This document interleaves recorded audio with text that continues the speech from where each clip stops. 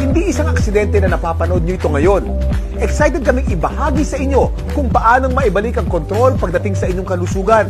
Ang ating katawan ay mayroong kakayahan na labanan ng mga sakit. Self-healing na kung tawagin.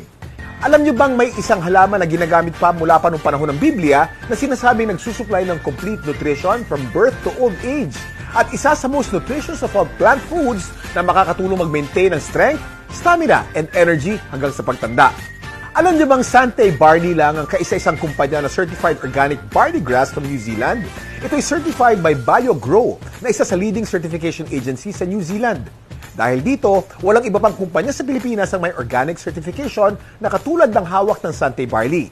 Kaya napakahalagang kilatisin ng maigi ang iba pang produktong nagsasabing certified organic o kaya ay from New Zealand.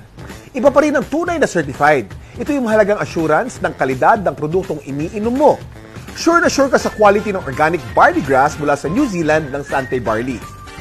Bakit mahalaga na manggaling to sa New Zealand?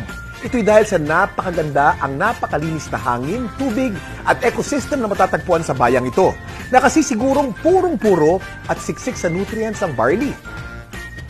At dahil organic at walang bahid ng pesticides o synthetic fertilizers to, sensitibo sa weather conditions ang pag-harvest ng barley.